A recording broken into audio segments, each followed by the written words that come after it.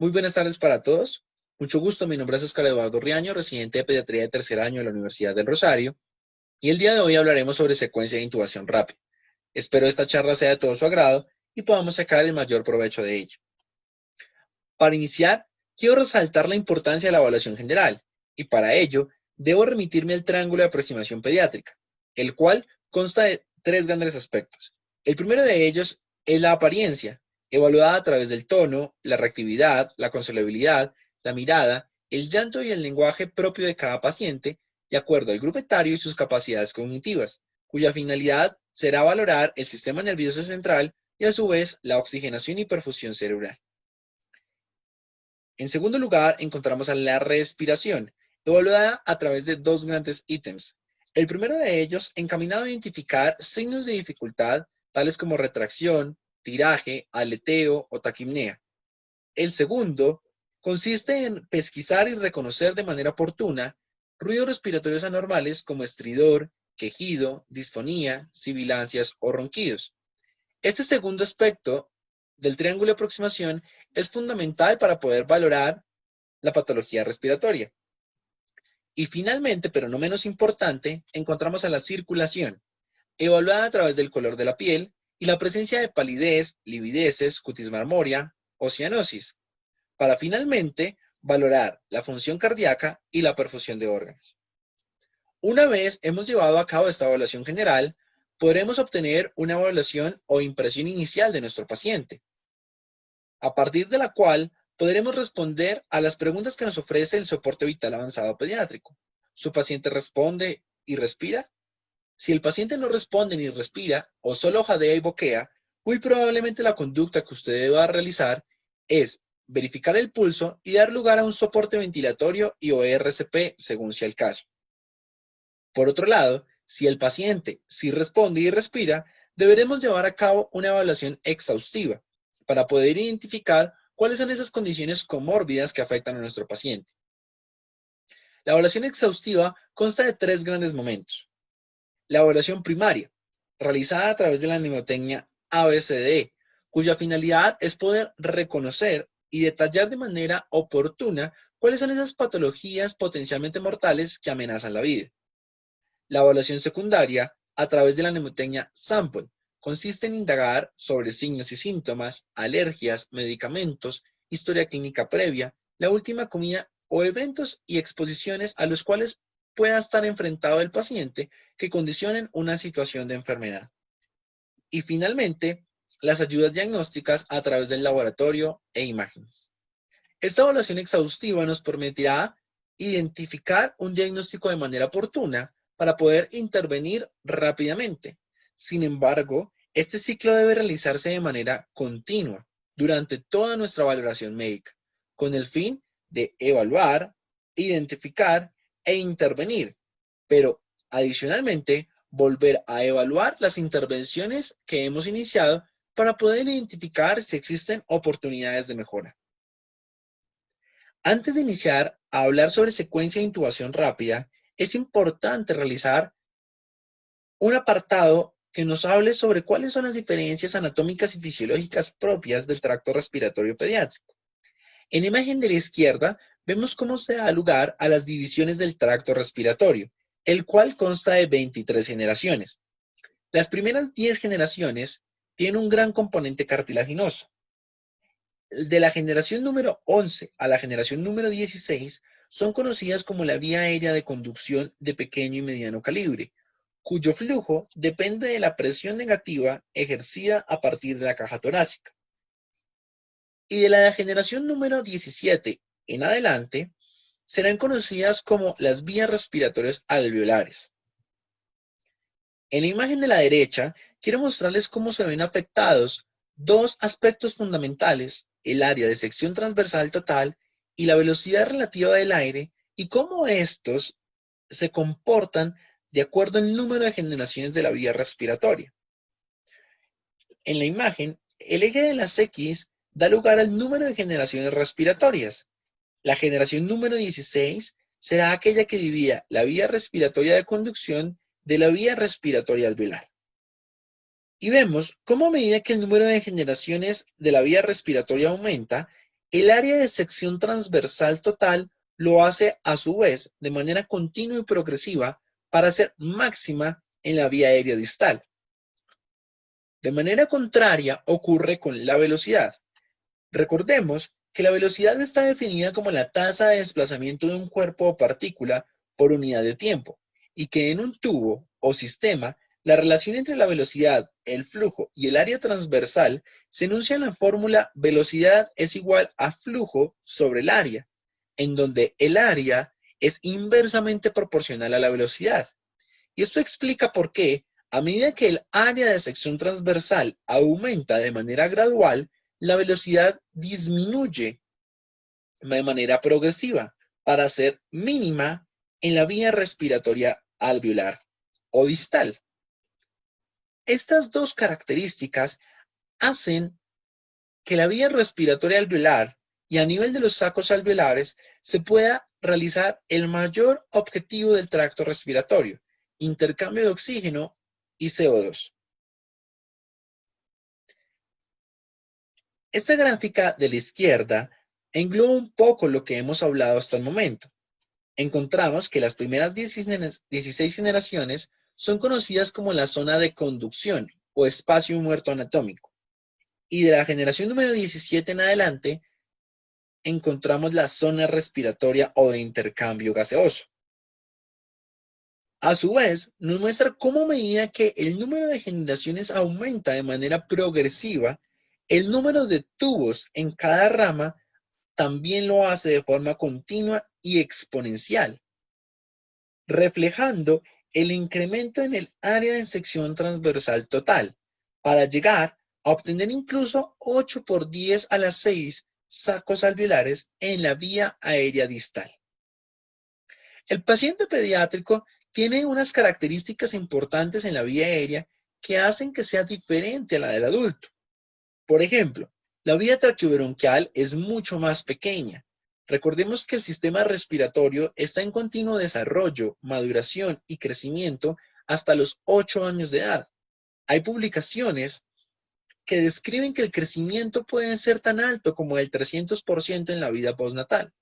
Adicionalmente, tienen menor desarrollo de cartílago, mayor cantidad de glándulas mucosas. El aparato mucociliar está menos desarrollado. Las fibras musculares son mucho más sensibles y reactivas a cuerpos extraños. Hay mayor tejido elástico que hace que la vía aérea sea más complaciente y menor ventilación colateral. Estas características favorecen el colapso dinámico de la vía aérea.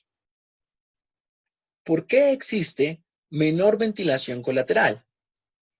Recordemos que existen tres estructuras fundamentales: los canales de Martin, señalados en azul, los canales de Lambert, en verde, y los poros de Kohn, en rojo.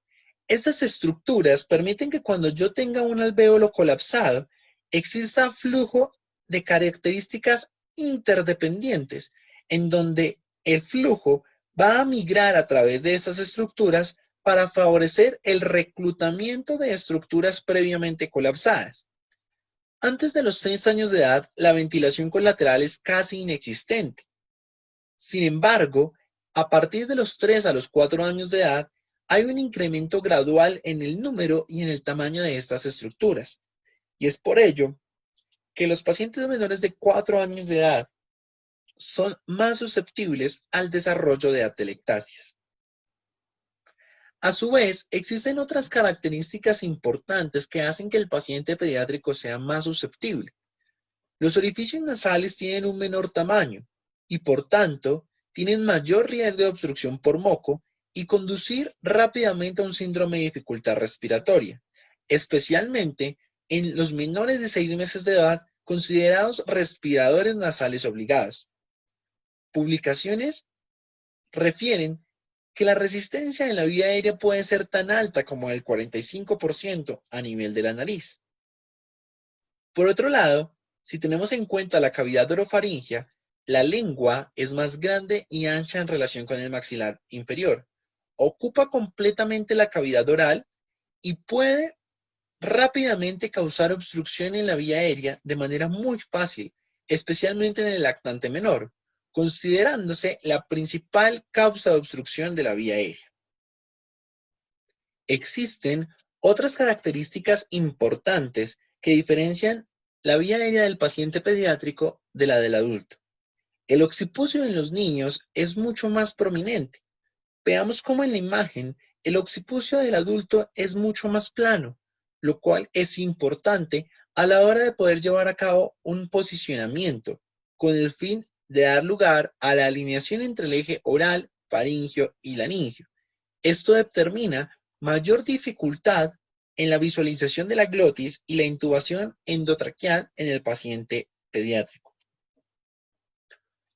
Otras diferencias importantes es que la laringe en los niños es de posición más cefálica.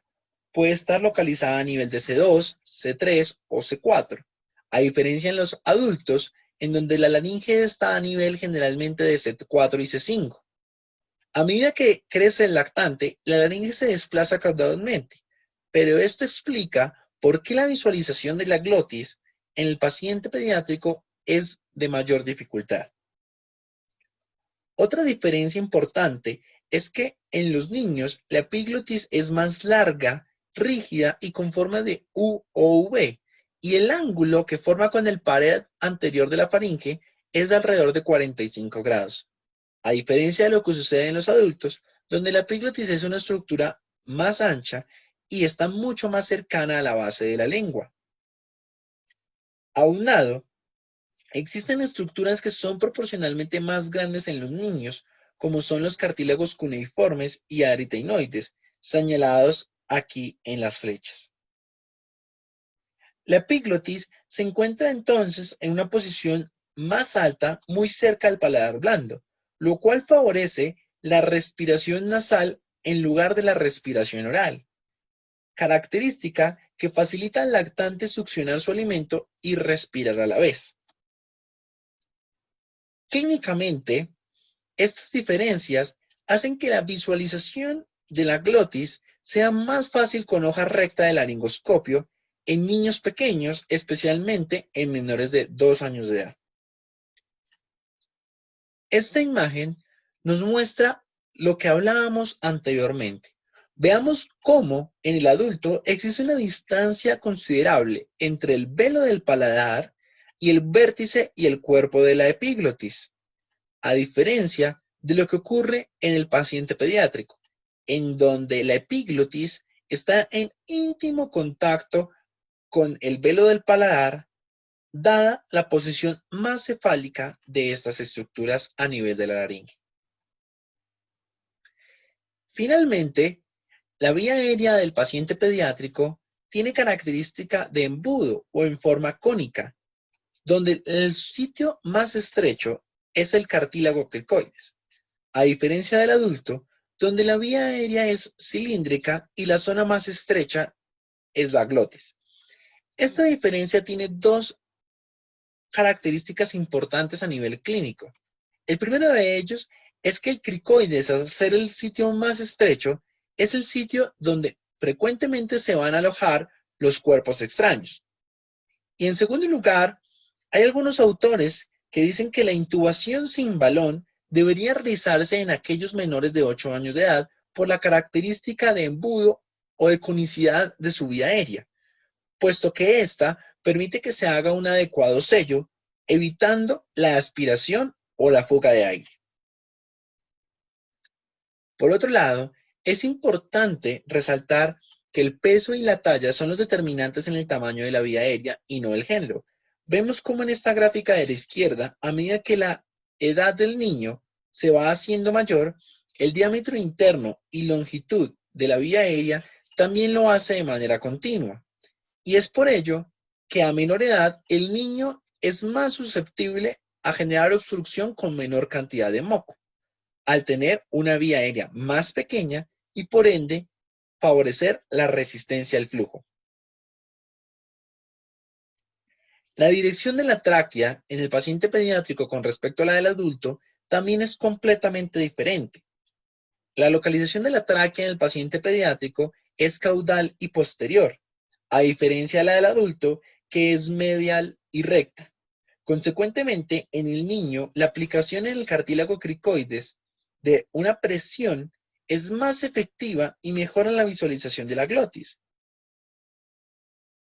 Otra gran diferencia es que en los niños los cartílagos son menos evidentes a nivel de la tráquea, por la mayor cantidad de agua que existe a nivel tisular, aunado a que la carina es mucho más ancha.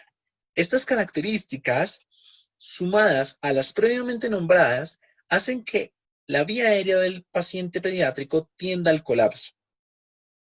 Y finalmente, la distancia entre la carina y las cuerdas vocales es solo de 4 a 5 centímetros, por lo que se debe tener extremo cuidado al fijar el tubo traqueal, ya que la punta de este puede moverse alrededor de 2 centímetros al flexionar o extender la cabeza, lo que pudiera ocasionar la salida del tubo de la tráquea, o sea, la extubación, o el avance hacia el bronquio derecho, una intubación selectiva.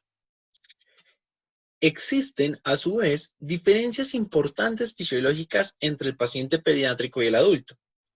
Los niños tienen baja reserva de oxígeno, escasa tolerancia a la apnea, mayor incidencia de laringo y broncoespasmo por manipulación, la vía aérea es inmadura, elástica y con tendencia al colapso.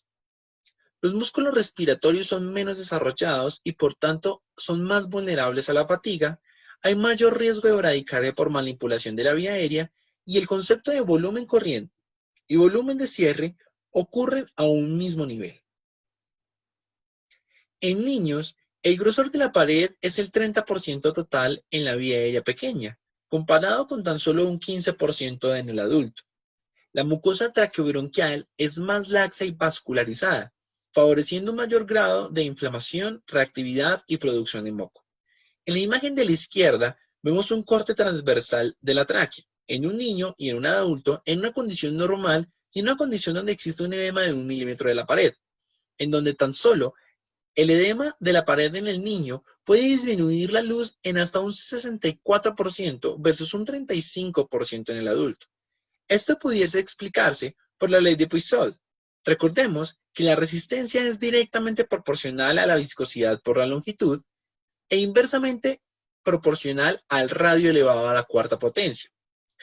Esto determina por qué el radio es uno de los factores que más condicionan la resistencia, puesto que tan solo la disminución del radio a la mitad puede elevar 16 veces la resistencia en el mismo sistema.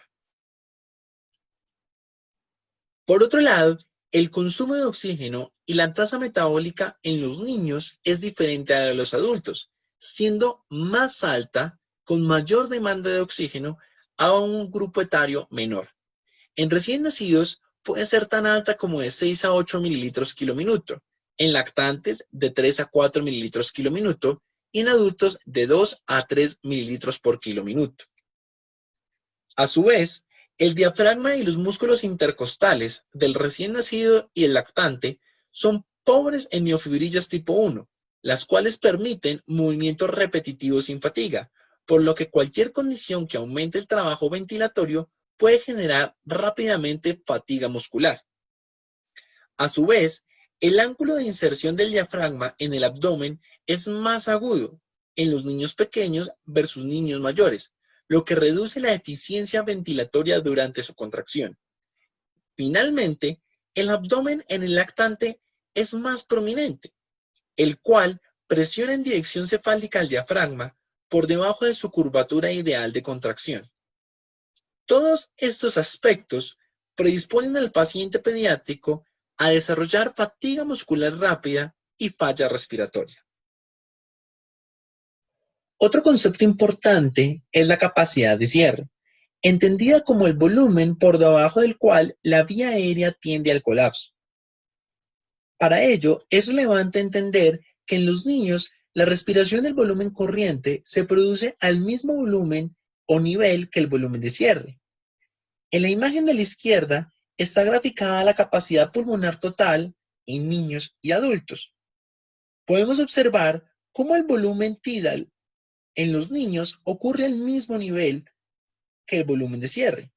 Clínicamente, este concepto explica por qué los niños durante la respiración espontánea a volumen corriente pueden presentar colapso de la vía aérea, a diferencia de lo ocurrido en los adultos, en donde el volumen corriente está por encima del volumen de cierre.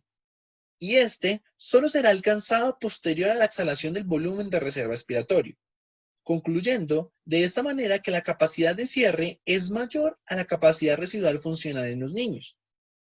Otra forma de entender este concepto es que para que alcanzar el volumen de cierre, los niños deberían exhalar aproximadamente un 40% de la capacidad pulmonar total, incluso sin lograr alcanzar el volumen de reserva expiratorio, a diferencia de los adultos, donde el volumen de cierre será alcanzado luego de exhalar aproximadamente el 70% de la capacidad pulmonar total.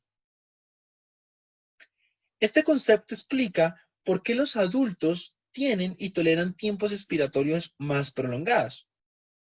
Finalmente, concluimos que, dadas las diferencias de la capacidad de cierre en niños, la vía aérea tiende al colapso, efecto exacerbado por soporte cartilaginoso inadecuado e inmaduro, dando lugar y resaltando la importancia de la presión positiva al final de la aspiración, necesaria para prevenir el cierre de la vía aérea. Para iniciar a hablar sobre la secuencia de intubación rápida, es importante reconocer que se define como un proceso coordinado y secuencial de preparación, sedación y parálisis para facilitar y asegurar una intubación traqueal de emergencia. Es el método de elección en intubación de emergencia en pacientes que tienen diferentes niveles de conciencia y se supone que tienen el estómago lleno, con el fin de garantizar la vía aérea en pacientes críticamente enfermos, limitando el daño, disminuyendo la posibilidad de presentar complicaciones como hipoxemia, broncoaspiración, aumento de la presión intracraneana o intraocular, trauma local, neumotórax o neumomediastino, lesión de la vía aérea, intubación esofágica e incluso la muerte. Este estudio fue publicado en el año 2015 en el American College of Emergency Physicians por el autor Pauling y colaboradores, cuyo objetivo fue describir las prácticas de intubación orotraqueal en pacientes menores de 16 años en el servicio de emergencias.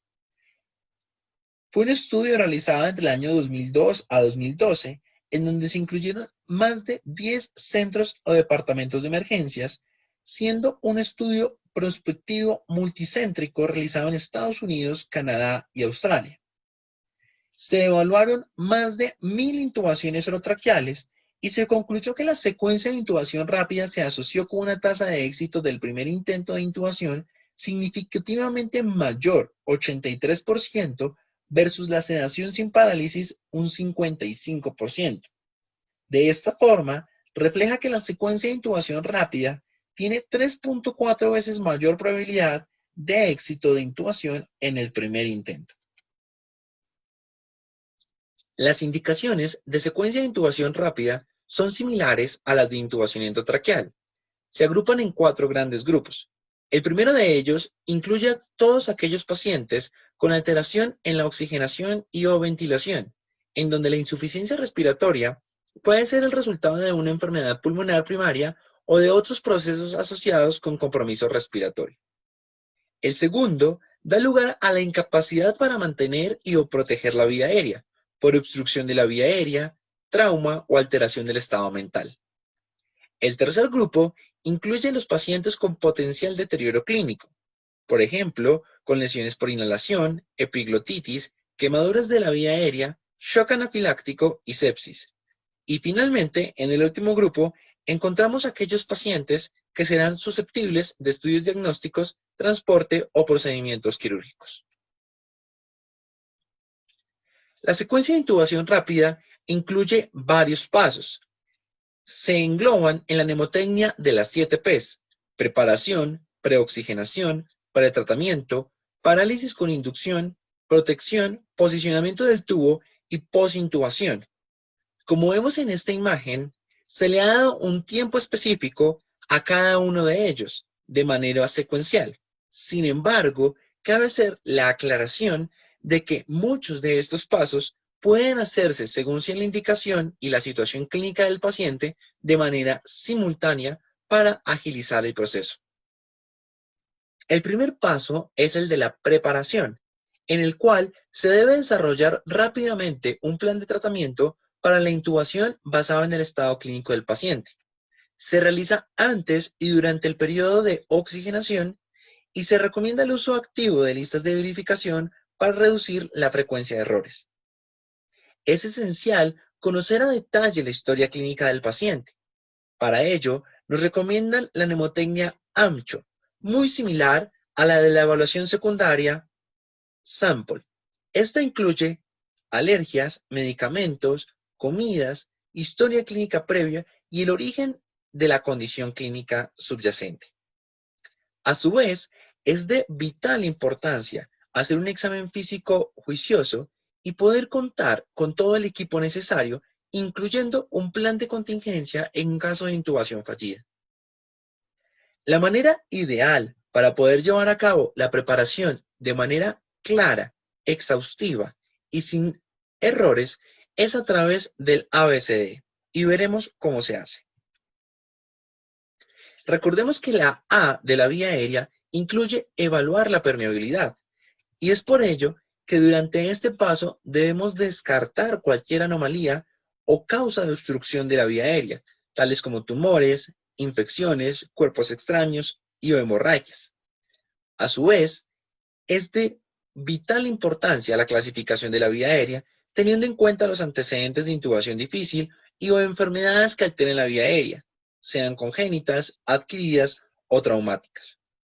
Una publicación de la Revista Chilena de Medicina Intensiva para el año 2015 nos propone esta clasificación de la vía aérea en niños.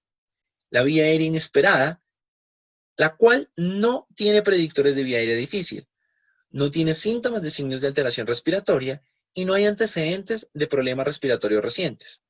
La vía aérea sospechosa es aquella en la cual existe infección respiratoria activa de menos de 15 días de evolución, síntomas y signos de alteración respiratoria, antecedentes de patologías respiratorias como asma, síndrome broncoobstructivo, inadecuado manejo de secreciones, antecedentes de intubación traqueal y ventilación mecánica. Y finalmente, la vía aérea anticipada, en la cual alteraciones anatómicas que comprometen estructuras de la vía aérea, tales como el maxilar, la mandíbula, la nariz, el paladar, la lengua, e incluyen también el cuello, el tórax y la apertura oral. Es por ello que la literatura ha tratado de establecer si existen o cuáles serían aquellos predictores de intubación difícil, y hemos llegado a algunos de ellos. Por ejemplo, el síndrome de apnea y hipopnea del sueño con un índice H por encima de 40, una intubación previa difícil, la obesidad, la enfermedad de la columna cervical, el antecedente de radiación en cabeza y cuello y malformaciones congénitas. No hay que dejar de lado que ciertas enfermedades o síndromes frecuentemente afectan la anatomía propia de la vía aérea. Por ejemplo, la secuencia de Pierre-Robin cursa con micrognatia, macroglosia, retroglosia, glosoptisis y paladar hendido. El síndrome de Down cursa con puente nasal deprimido, macroglosia, microcéfalo y anormalidades de la columna cervical. Así como estos, existen una serie de síndromes importantes que durante la etapa pediátrica y durante su vida los hacen vulnerables y de mayor riesgo a una intubación, por ser predictores de intubación difícil. En la evaluación física existen diferentes signos de la vía aérea que van a presentar dificultades a la hora de enfrentarnos a un paciente. En el momento del posicionamiento, contar con un occipucio prominente o deformado, un cuello corto con poca movilidad, serán barreras a la hora de poder lograr la alineación de los tres ejes, el oral, el faringio y el laringio. Anomalías faciales y los traumatismos faciales, incluyendo las quemaduras, será una dificultad importante para la ventilación bolsa-máscara. La boca pequeña, la mandíbula pequeña, el paladar anormal y la lengua grande harán que la laringoscopia, la visualización de la glotis, sea todo un desafío. Y finalmente, signos de obstrucción de la vía aérea superior, tales como ronquera, estridor, babeo o la posición erguida de confort típica de los pacientes con epiglotitis, serán signos y señales importantes para reconocer que habrá o existe el riesgo de dificultad a la hora de la intubación. Adicionalmente, existe la escala Lemon. Esta escala fue diseñada para la valoración de la vía aérea en el paciente traumatizado, la cual tiene la mnemotecnia a partir de sus iniciales. La E es look, examinar. Buscar una lesión o trauma es primordial para poder enfrentarnos al paciente con una sospecha importante de una vía aérea difícil. La E de evaluar. Evaluar la regla de los 3-3-2. Distancia interincisivos, 3 traveses de dedos. Distancia mentoidea, 3 traveses de dedo. Y la distancia entre el cartílago tiroides y el suelo de la boca, de 2 traveses de dedos. Es importante que, como veremos más adelante, estas distancias pueden variar de acuerdo al grupo etario del paciente. M de mouth o apertura de la boca, que se valora a través de la escala de Mallampati, o de obstrucción de la vía aérea, por la presencia de epiglotitis o abscesos amigdalinos, y la N de neck o movilidad de cuello, por presencia de collarín o la imposibilidad de extensión del mismo. Debe evaluarse también la columna cervical. Como lo hablamos, es importante reconocer el grado de flexión y extensión que permitan además describir la presencia de lesiones asociadas como masas, tumores o abscesos localizados a este nivel. También se deben buscar otro tipo de alteraciones como anomalías en la estructura ósea del tórax y deformidades en la reja costal. Esta diapositiva nos muestra cómo deben ser cada una de las distancias de acuerdo al grupo etario. La distancia entre incisivos en lactantes es de 1 a 2 centímetros, en niños de 2 a 3 centímetros y a partir de los adolescentes mayor a 3. La distancia tiromentoniana tiene una sensibilidad del 60% y una especificidad del 65% para vía aérea difícil, si los rangos especificados aquí son menores. Y finalmente, la distancia sternomentoniana, la cual se aplica específicamente para adolescentes, en donde se considerará como factor de riesgo todos aquellos con una distancia menor a 12.5 centímetros. El Mallampati es una herramienta ideal para predecir la facilidad con la que podremos realizar la laringoscopia y la intubación endotraqueal, con una sensibilidad del 61.9% y una especificidad cercana al 52%. Evalúa 4 grandes aspectos a partir de 4 grados. El grado 1 o tipo 1 se visualizan los pilares de la boca en toda su extensión, las amígdalas palatinas, el paladar blando y la bula en su totalidad. El tipo 2 permite la visualización de la parte superior de los pilares de la boca, el paladar blando, parte de las amígdalas y de la bula. En el grado número 3, a partir del cual el riesgo de dificultad para poder realizar una intubación endotraqueal es mayor, solo permite visualizar el paladar blando, la base de la úvula y alguna parte de los pilares de la boca. Finalmente, el grado 4 únicamente permite visualizar el paladar blando. Existe, a su vez, otra escala que es el Cormack-Lehane. Esta escala también predice el riesgo de intubación difícil. Sin embargo, esta escala se realiza a partir de la laringoscopia. Como vemos, existen 4 grados. El primero permite ver todas las estructuras de la glotis. En el grado 2 se ve solo la parte posterior de la glotis. En el grado 3 únicamente la epiglotis y en el grado 4 no reconocemos ninguna estructura glótica. Sin embargo, esta escala fue diseñada en el siglo XX. A principios de este siglo, nació el Cormack-Lehane modificado, en el cual vemos que el grado 2 fue dividido en grado 2A y grado 2B. En el grado 2A se visualiza parcialmente la glotis, y en el grado 2B únicamente logramos ver los cartílagos aritenoides. ¿Por qué es importante reconocer esta clasificación y por qué llevó a dicha modificación? Sucede que la probabilidad de intubación difícil en cada uno de los grados es diferente. Un grado 1, la probabilidad de intubación difícil es menos del 1%. En el grado 2A, la probabilidad es cercana al 15%. Pero vean como en el grado 2B, en donde únicamente vemos los aritenoides, la probabilidad de tener una intubación difícil es cercana al 68%. En el grado 3, al 88.5% y en el grado 4 es muy probable que no logremos una intubación exitosa. Finalmente, existe el test de mordedura del labio superior, con el cual queremos evaluar la capacidad de desplazamiento de la mandíbula hacia la anterior. El grado 1 logrará que los incisivos inferiores puedan morder el labio superior sobre la línea del bermellón. En el grado número 2, los incisivos inferiores pueden morder el labio superior bajo la línea del bermellón. Y en el grado número 3, los incisivos no pueden morder el labio superior. El grado 2 y el grado 3 implicarán, por tanto, un mayor riesgo de dificultad y de vía aérea difícil. Continuando con la B del ABCDE, recordar que en este punto es vital reconocer que los pacientes pueden cursar con alteraciones de la relación ventilación-perfusión y debemos contar con dispositivos para aportar el oxígeno necesario en caso de falla en la oxigenación. En la C de la evaluación primaria, es importante la valoración exhaustiva del estado hemodinámico del paciente, incluyendo la relación que existe entre el aporte y el consumo de oxígeno. El aumento del trabajo respiratorio en un paciente en estado crítico puede requerir cerca del 30% del gasto cardíaco y es por ello que una de las indicaciones de intubación orotraqueal es el paciente séptico y o en choque para disminuir la alta demanda metabólica.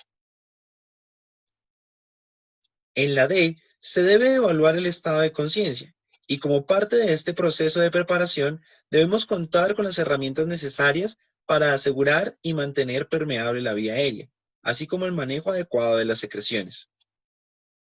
Finalmente, la E incluye contar con todos los elementos necesarios para poder realizar la protección de la vía aérea en un paciente potencialmente inestable. Por ejemplo, aquellos que han sufrido un trauma cervical, un choque anafiláctico o han sido víctimas de quemaduras térmicas o por cáusticos.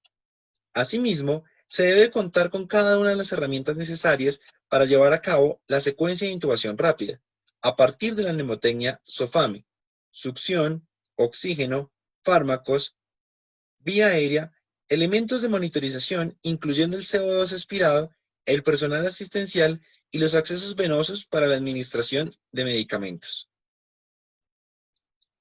La sonda y el succionador son elementos fundamentales para poder realizar una secuencia de intubación rápida exitosa. Existen tamaños de sonda desde la número 6 a la número 14, dependiendo del grupo etario al cual nos enfrentemos. Permitirán el adecuado manejo de las secreciones y de esta forma mejorarán y permitirán una adecuada visualización de la glotis. Otro elemento importante son las máscaras faciales, las cuales permiten la ventilación y oxigenación del paciente.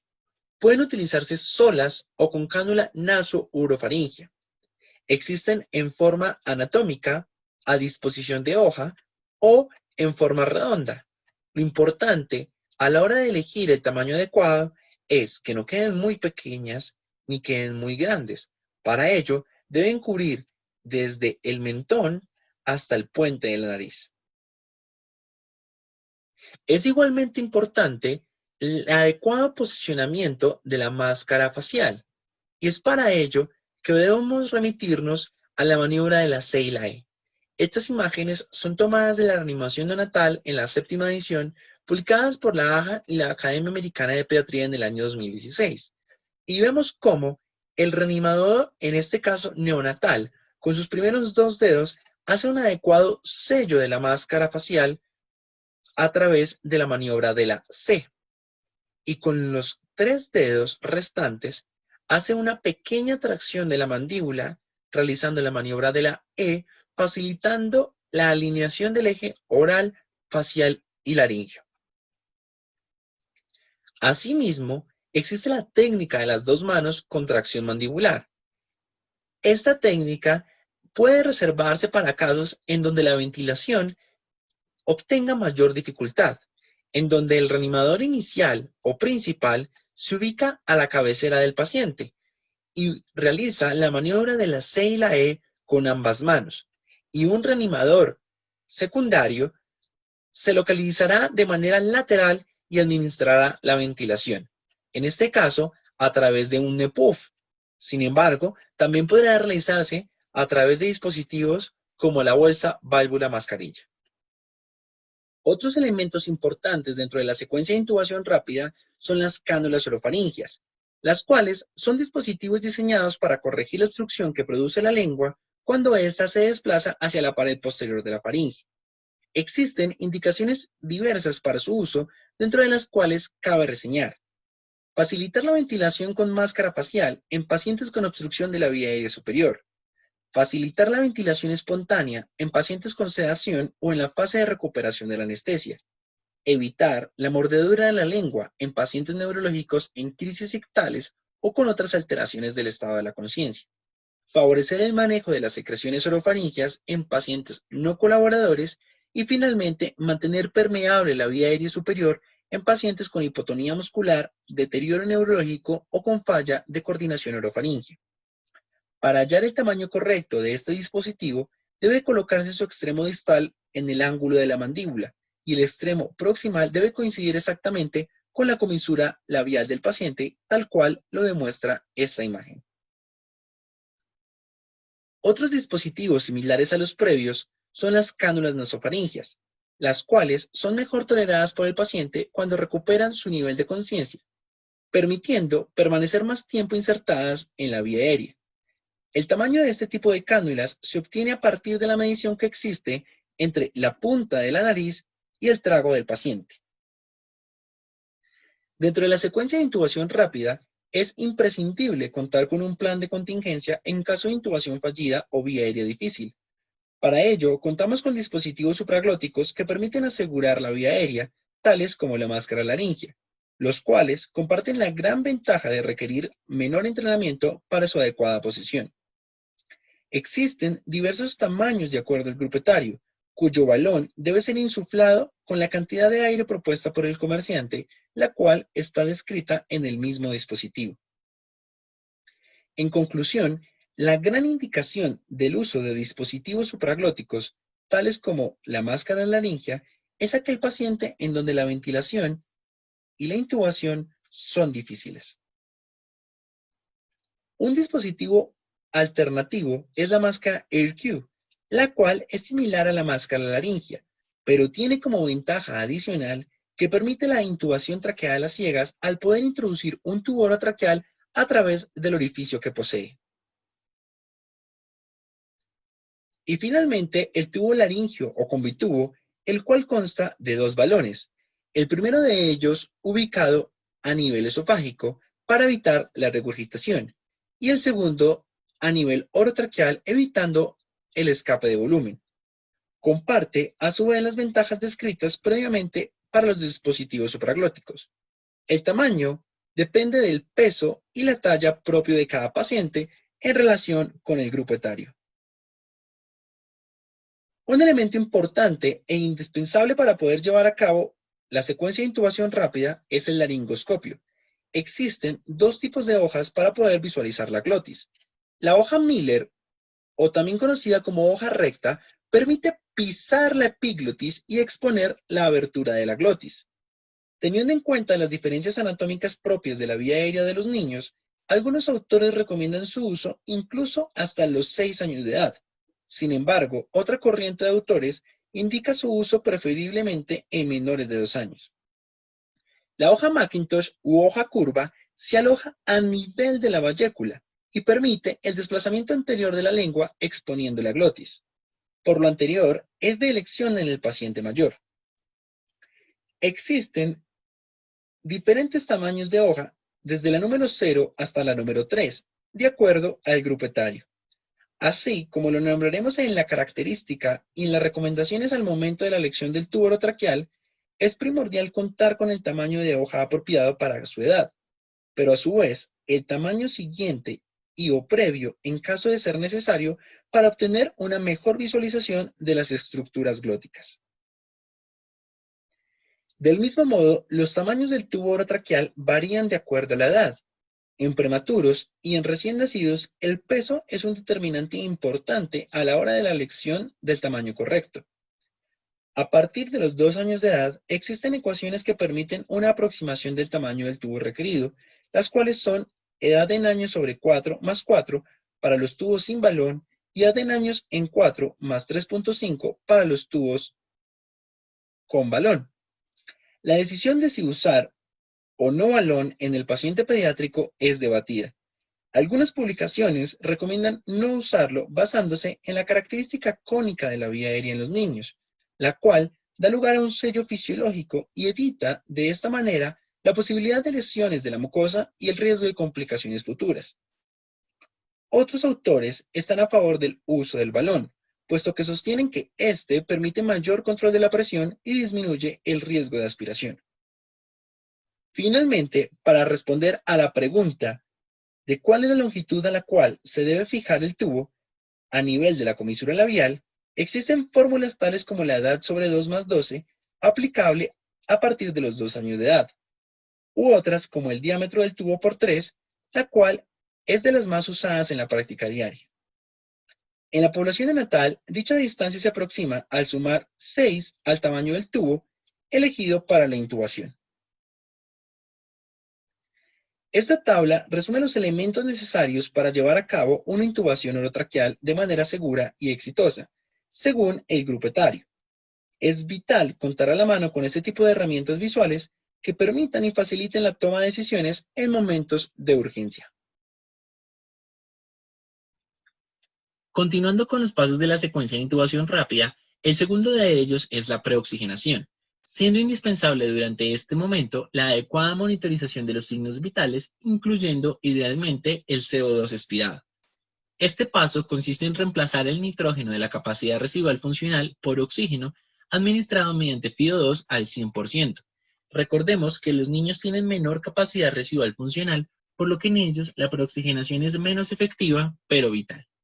Dicho objetivo puede obtenerse tras la administración de oxígeno a través de máscara de no reinhalación con el flujo máximo disponible durante 3 a 5 minutos, o mediante 3 inspiraciones profundas en pacientes colaboradores, tales como aquellos que serán sometidos a un procedimiento electivo.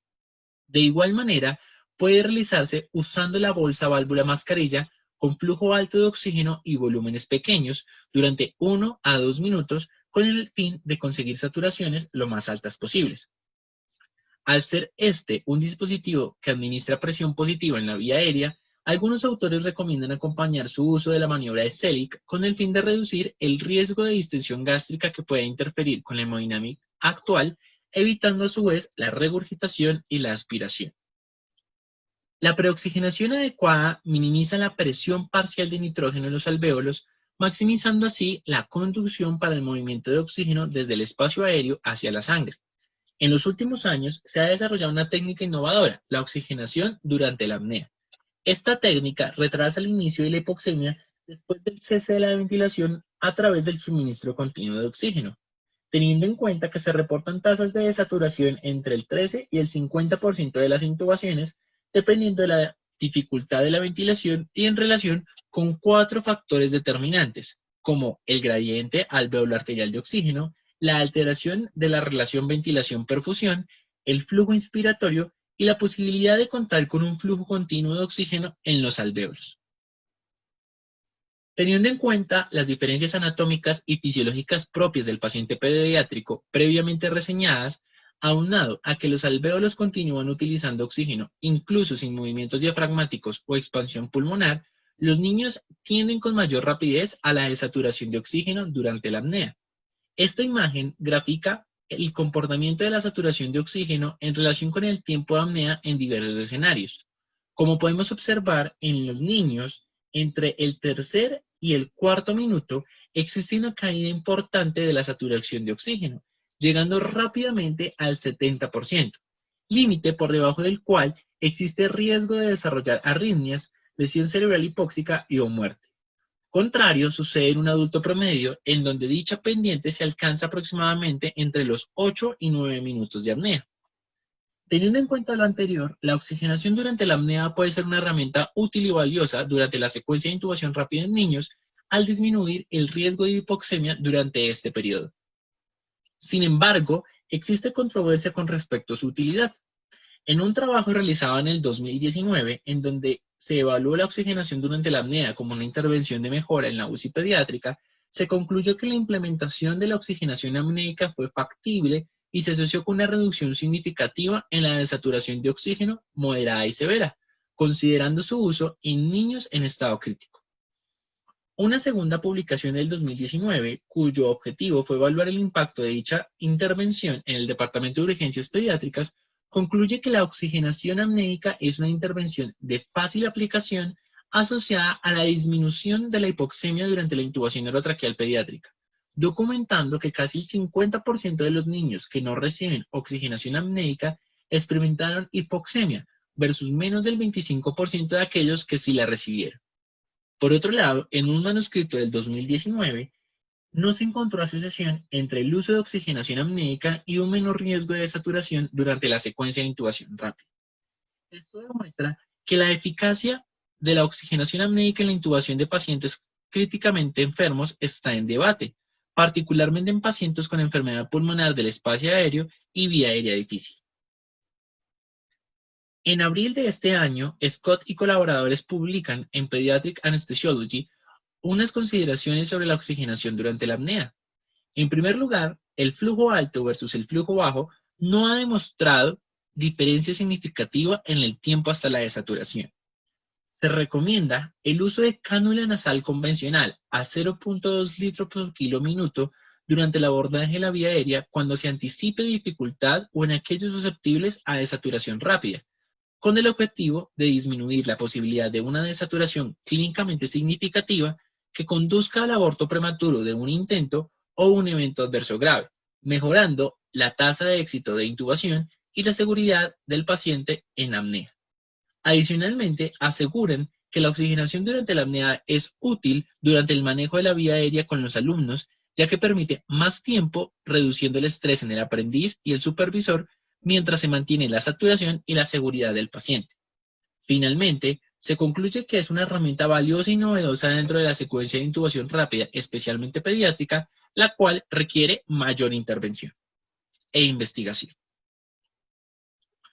El tercer paso de la secuencia de intubación rápida es el pretratamiento, el cual toma lugar 3 minutos antes de la sedación y la parálisis.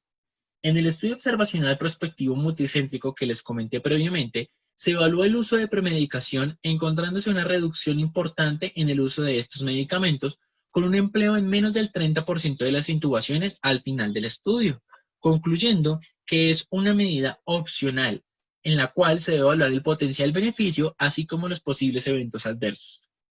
En este apartado es fundamental conocer y tener en cuenta la descarga adrenérgica que puede originarse a partir de la manipulación de la vía aérea, dando lugar al desarrollo de taquicardia, hipertensión e incremento de la presión ocular e intracraneana.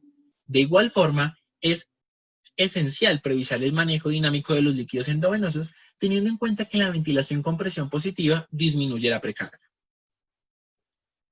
Dentro de los medicamentos del pretratamiento encontramos la atropina, la cual es un antagonista competitivo del receptor muscarínico de acetilcolina.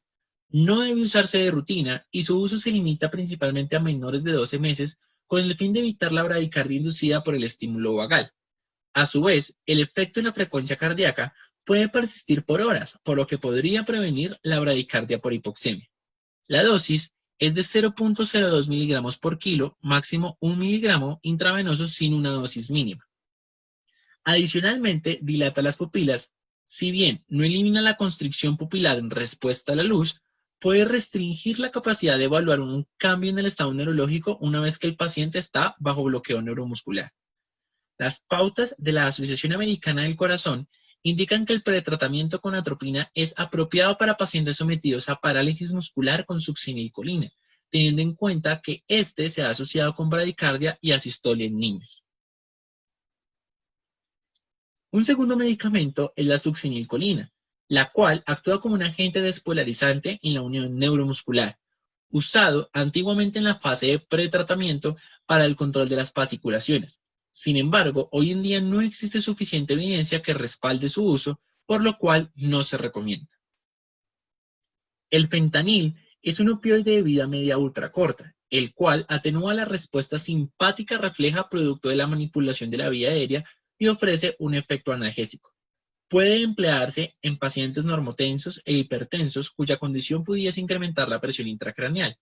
La dosis es de 1 a 3 microgramos por kilo para pasar lentamente en 30 a 60 segundos por el riesgo de desarrollar tórax en línea.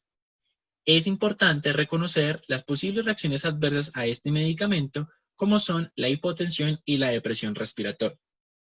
Finalmente, la lidocaína, un bloqueador del canal de sodio, no debe usarse de rutina. Su uso está limitado principalmente a pacientes con trauma craneoencefálico, puesto que previene el aumento de la presión intracraneal y disminuye el consumo de oxígeno cerebral. De igual manera, disminuye la hiperreactividad bronquial. La dosis es de 1 miligramo por kilo por dosis. El cuarto paso incluye la inducción y el bloqueo neuromuscular. En cuanto a la inducción, debe realizarse en todos los pacientes, excepto aquellos en paro o en coma. Para iniciar, el etomidato actúa mediante la inhibición de la 11-beta-hidroxilasa, enzima necesaria para la síntesis adrenal. Su uso está reservado para pacientes con choque hipovolémico y o inestabilidad hemodinámica. La dosis es de 0.2 a 0.4 miligramos por kilo y teniendo en cuenta su mecanismo de acción, no debe usarse en pacientes con choque séptico por el riesgo elevado de supresión adrenocortical transitoria. Adicionalmente, tiene un efecto neuroprotector, dado que favorece la disminución de la presión intracraneal, el flujo sanguíneo cerebral y su tasa metabólica. Sin embargo, puede estar relacionado con el desarrollo de actividad mioclónica y exacerbar eventos convulsivos focales. En segundo lugar, la ketamina es uno de los medicamentos más frecuentemente usados en la práctica diaria. Actúa mediante el bloqueo de los receptores N-metildiaspartato con propiedades sedantes, analgésicas y anestésicas. A su vez, preserva los reflejos protectores de la vía aérea y produce liberación endógena de catecolaminas sin causar supresión adrenocortical. Teniendo en cuenta esto, su uso está recomendado en pacientes con inestabilidad hemodinámica, choque séptico y broncoespasmo. Adicionalmente, basado en estudios en adultos con evidencia débil, se planteaba que la ketamina podría elevar la presión intracraneal. Sin embargo, teniendo en cuenta la pobre evidencia disponible al respecto, su uso se contempla en pacientes con trauma craneoencefálico con normo o hipotensión. La dosis es de 1 a 2 miligramos por kilo endovenoso o 4 miligramos por kilo intramuscular. Cabe resaltar su efecto cialogogo descrito en el 1% de la población y la posibilidad de elevar la presión ocular. Otro medicamento de uso común en la secuencia de intubación rápida es el midazolam, el cual incrementa la actividad del GABA al facilitar su unión con el receptor. Teniendo en cuenta los efectos adversos propios de este medicamento, tales como la depresión respiratoria y miocárdica, la apnea y su efecto sobre la resistencia vascular sistémica, su uso está recomendado en pacientes con estabilidad hemodinámica. Adicionalmente, dado su mecanismo de acción, está indicado en estatus epiléptico.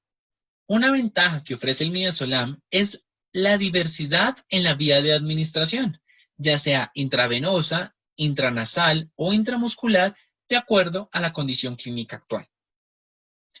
El tiopental potencia el efecto del GABA favoreciendo la hiperpolarización neuronal con mayor entrada de cloro a la célula. Brinda un efecto neuroprotector y su uso se limita a pacientes hemodinámicamente estables, puesto que está asociado con reducción de la resistencia vascular sistémica, depresión miocárdica y broncoespasmo. Finalmente, el propofol, un sedante hipnótico de acción ultracorta, se une al complejo GABA aumentando la conductancia del cloro. Sus indicaciones y recomendaciones de uso son similares a las precisadas con el tiopental, incluyendo el estatus epiléptico. Está contraindicado en pacientes con alergia a la soya y al huevo y en dosis bajas tiene propiedades antieméticas. Esta tabla resume varios aspectos fundamentales de algunos de los medicamentos previamente reseñados, incluyendo la dosis, el tiempo de inicio de acción, la vida media y la duración del efecto. Reconocer cada uno de estos aspectos farmacocinéticos es esencial dentro de la práctica clínica, puesto que permite tomar decisiones prudentes en el momento de la elección del medicamento ideal junto con el momento oportuno de su administración. La parálisis o el bloqueo neuromuscular brindan las condiciones óptimas para la realización de la laringoscopia, logrando la intubación orotraqueal con éxito en el menor tiempo posible. En este paso contamos con dos grupos de medicamentos. El primero de ellos incluye los agentes despolarizantes en donde la succinilcolina es el medicamento por excelencia de este grupo, la cual actúa como análogo de la acetilcolina en los receptores postsinápticos de la placa motora, generando una estimulación continua a este nivel. Inicialmente, tras dicha estimulación, se producen fasciculaciones transitorias seguidas posteriormente de la parálisis muscular. La dosis varía de acuerdo al grupo etario y la vía de administración, siendo incluso el doble cuando se administra de manera intramuscular. Tiene un rápido inicio de acción, entre 30 y 60 segundos, posterior a su administración, así como una acción de corta duración, tan solo 4 a 6 minutos. Es esencial conocer las contraindicaciones para su uso, tales como la lesión por aplastamiento extensa con rhabdomiólisis, la enfermedad crónica del músculo esquelético, la enfermedad neuromuscular denervante, 48 a 72 horas después de una quemadura o trauma múltiple, pacientes con antecedentes o que cursen con hipertermia maligna y aquellos con hipercalemia preexistente. Por otro lado, están los agentes no despolarizantes, quienes inducen parálisis muscular por antagonismo competitivo en el receptor colinérgico nicotínico. Cabe resaltar que no existe superioridad entre los relajantes musculares. Dentro de este grupo disponemos de rocuronio, becuronio y cisatracurio, los cuales tienen un inicio de acción alrededor de los 2 minutos y como propiedad farmacocinética diferente y llamativa versus la succinilcolina, tienen un tiempo de acción más largo, incluso de hasta 90 minutos. Este aspecto ofrece una ventaja clínica de los agentes no despolarizantes sobre la succinilcolina, puesto que esta última, al tener un tiempo de acción corto, puede llegar a requerir dosis adicionales, con el riesgo de desarrollar eventos adversos. El cisatracurio, a diferencia del rocuronio y el becuronio, tiene un metabolismo por eliminación de Hoffman, es decir, a través de esteracias plasmáticas y tisulares, lo cual lo posiciona como el medicamento de elección en pacientes con función hepática deteriorada. El quinto paso es primordial para favorecer la laringoscopia y la visualización de la glotis. Incluye la protección de la vía aérea y su adecuado posicionamiento, permitiendo la alineación entre los ejes oral, faringio y laringio. En pacientes con trauma se recomienda mantener la inmovilización manual de la columna cervical durante la intubación en miras de evitar posibles lesiones adicionales. En caso de no existir lesión a este nivel, se aconseja adoptar la posición de olfateo, de modo que el canal auditivo externo esté anterior al hombro y la boca y la nariz apunten hacia el techo. Adicionalmente, es importante mencionar las maniobras de manipulación laringea externa. Una de ellas es la maniobra de Selig, la cual implica aplicar una presión al cartílago cricoides con el pulgar o el índice con el fin de ocluir el esófago. La presión cricoidea puede ayudar a prevenir la insuflación gástrica durante la ventilación con bolsa válvula mascarilla y se considera opcional para este propósito. En una revisión sistemática de Cochrane del 2015, se evaluó la efectividad y los riesgos de esta maniobra durante la secuencia de intubación rápida, concluyendo que no hay información disponible sobre medidas de resultado clínicamente relevantes. Sin embargo, esta revisión incluyó en gran medida población adulta, limitando sus conclusiones. En pediatría, algunos autores recomiendan su uso fundamentados en las diferencias anatómicas de la vía aérea propias de los pacientes pediátricos. Otro grupo de maniobras son aquellos cuyo objetivo es optimizar la visualización de la glotis. La laringoscopia bimanual implica manipular la laringe con la mano derecha para mejorar la visión de la glotis, ayudando al intubador a identificar la anatomía de las estructuras glóticas y optimizar la vista laringea cuando la visualización es subóptima o inadecuada a pesar de una laringoscopia idónea. Una vez encontrada la posición en que la visualización de la glotis es óptima, un asistente mantiene dicha posición mientras el intubador completa el procedimiento. Una maniobra alternativa es aquella conocida como burp, en la cual un asistente aplica en la laringe una presión hacia atrás, hacia arriba y hacia la derecha. Sin embargo, este enfoque puede no optimizar la visión glótica con tanta eficacia como la laringoscopia bimanual. El sexto paso es el posicionamiento del tubo orotraqueal, cuyo éxito dependerá a su vez de la adecuada realización de la laringoscopia. Es de recordar que el laringoscopio debe tomarse con la mano izquierda sin importar si somos diestros o zurdos. Y como observamos en las imágenes de la derecha, la tracción debe realizarse en la misma dirección señalada por el manubrio del laringoscopio y jamás en dirección hacia el reanimador, puesto que esta maniobra de palanca se asocia en primer lugar a menor éxito y en segundo lugar a mayor lesión de las estructuras de la cavidad oral. Una vez visualizadas e identificadas las estructuras de la glotis, incluyendo las cuerdas vocales, podremos dar paso al posicionamiento endotraqueal del tubo. En esta diapositiva podemos observar algunas opciones de visualización en el momento de la laringoscopio. En la imagen superior izquierda podremos observar la faringe posterior después de la inserción inicial del laringoscopio. A su lado observamos una vista del esófago, luego de haber introducido demasiado el laringoscopio, tanto así que generó una tracción del mismo, permitiendo visualizar una estructura que normalmente conforma un espacio virtual. Continuando con las imágenes en el medio, a mano izquierda observamos una visión del aritenoides y de la glotis posterior a medida que se retira el laringoscopio. Continuamos con la visualización de la glotis y las estructuras que finalmente permitirán el adecuado posicionamiento y la introducción del tubo a través de las cuerdas vocales. Este es un videoclip en donde podemos ver en tiempo real una intubación guiada por un laringoscopio. En video.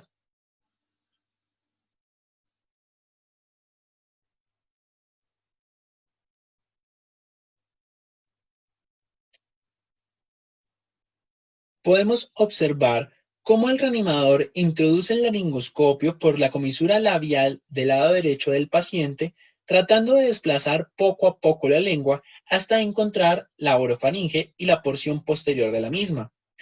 Allí se encuentra con esta estructura anatómica que es la epiglotis, y este reanimador, al contar con una hoja curva del laringoscopio, debe posicionarla a nivel de la vallécula y generar una leve tracción como la que observamos para favorecer la adecuada visualización de las estructuras de la glotis. En esta imagen vemos fácilmente la epiglotis, el cuerpo de la misma, los aritenoides y aquí las cuerdas vocales verdaderas, por donde deberíamos introducir el tubo orotraqueal, tal cual lo veremos a continuación. Allí vemos cómo se está introduciendo lentamente el tubo a través de las cuerdas vocales.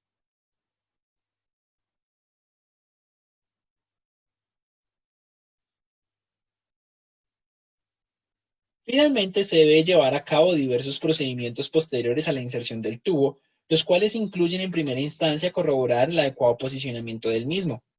Este proceso de corroboración se puede realizar mediante diferentes formas. Valorando la expansión simétrica del tórax, la presencia de ruidos respiratorios en ambas axilas y la ausencia de ellos a nivel del epigastrio. Valorando la obtención de una adecuada oxigenación junto con parámetros hemodinámicos estables. La presencia de columna de vapor en el tubo durante la expiración, la detección de CO2 expirado mediante la capnografía continua o detector colorimétrico y finalmente la más precisa de todas mediante la laringoscopia directa. Posterior a corroborar el adecuado posicionamiento del tubo, se procede a la fijación en la comisura labial, tal cual lo hemos discutido con anterioridad. A su vez, es vital contar con radiografía de tórax para descartar posibles complicaciones tras el procedimiento y como una alternativa adicional para valorar la posición del tubo en la vía aérea. Adicionalmente, se recomienda el pase de una sonda orogástrica con el fin de facilitar la descompresión gástrica. Finalmente, dentro de la secuencia de intubación rápida, es primordial el adecuado seguimiento de los pacientes en ventilación mecánica invasiva. En caso de deterioro, se debe descartar 4 posibles condiciones de mejora englobadas en la mnemotecnia DONE: desplazamiento del tubo, obstrucción, neumotórax y falla en el equipo.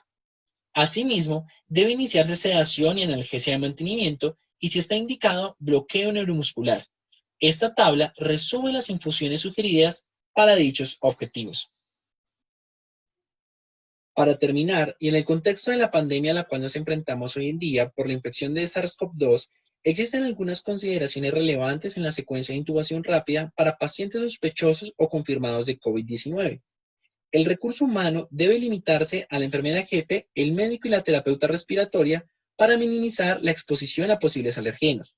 Idealmente, el procedimiento debe llevarse a cabo en un área con presión negativa y se recomienda siempre el uso de neumotaponador y de sistemas de succión cerrados. A mano izquierda observamos el algoritmo propuesto para la secuencia de intubación rápida en estos casos por la Fundación Cardioinfantil.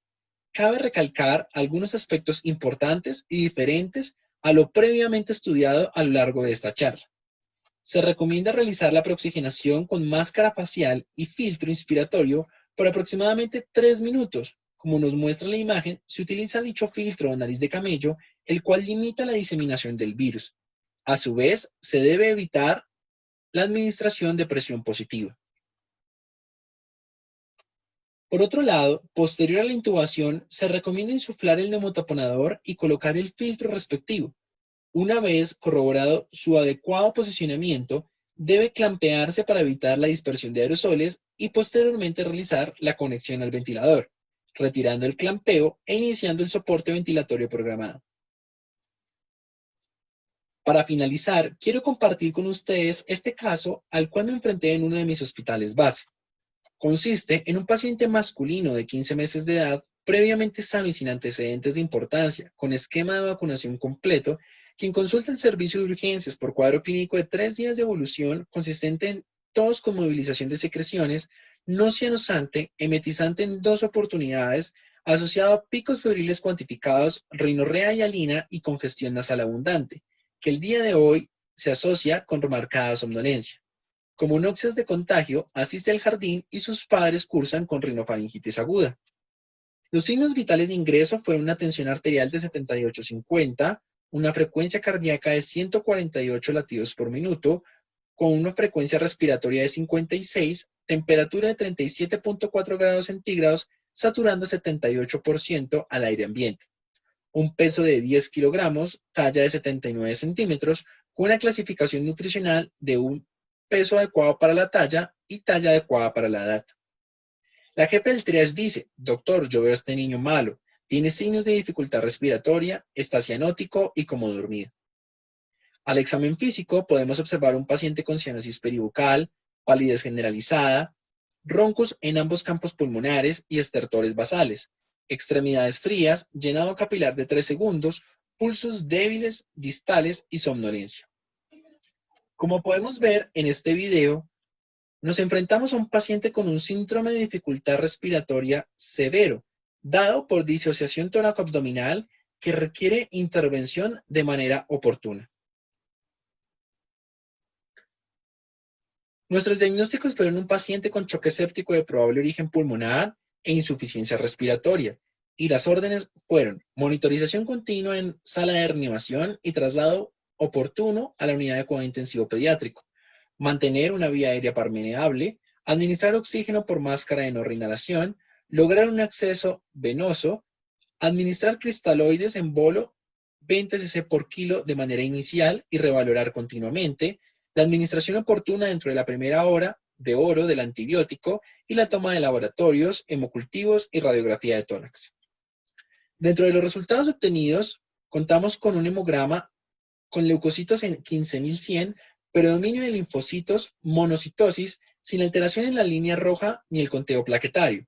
Una PCR en 22 miligramos de cilitro, francamente positiva, azodados dentro de límites normales y un perfil hepático con tiempos de coagulación normales. La radiografía de tórax muestra una opacidad de ocupación alveolar en la base pulmonar izquierda, sin signos de derrame pleural compatibles con una neumonía adquirida en la comunidad. Una vez realizado el abordaje y la estabilización inicial, se procedió a asegurar la vía aérea. Teniendo en cuenta el grupo etario y el peso del paciente, nuestro proceso de preparación incluyó personal limitado a médico, jefe y terapeuta, una sonda número 8 a 10, una hoja de laringoscopio número 1, preferiblemente Miller, un tubo 4 y 4/5 para ser fijado entre 12 y 13.5 centímetros de acuerdo al tubo de elección, y finalmente una máscara laringea entre 1.5 y 2 en caso de una vía aérea difícil. La preoxigenación se realizó con máscara de no reinhalación a 15 litros por minuto. El pretratamiento incluyó fentanil a 2 microgramos por kilo en 30 a 60 segundos y la sedación y la parálisis se realizó a través del uso de ketamina, midazolam y rocuronio. Como podemos observar, la dosis de midazolam administrada en esta oportunidad se encuentra en el límite inferior del rango recomendado. Esto en relación al compromiso sistémico secundario al choque séptico y la posibilidad de deterioro cardiovascular por su impacto sobre la resistencia vascular sistémica. Finalmente, se inició sedoanalgesia continua con fentanil y ketamina y se trasladó oportunamente a la unidad de cuidado intensivo. Este es uno de los cientos de casos a los cuales nos veremos enfrentados en nuestra práctica clínica, reflejando la importancia de precisar las indicaciones de intubación orotraqueal y de instaurar un proceso coordinado y secuencial de preparación, sedación y parálisis con el fin de garantizar la vía aérea en pacientes críticamente enfermos, limitando el daño. Con esto finalizamos la charla del día de hoy, no sin antes agradecer enormemente por su atención y espero la información compartida sea útil y de gran ayuda para el abordaje clínico de nuestros pacientes.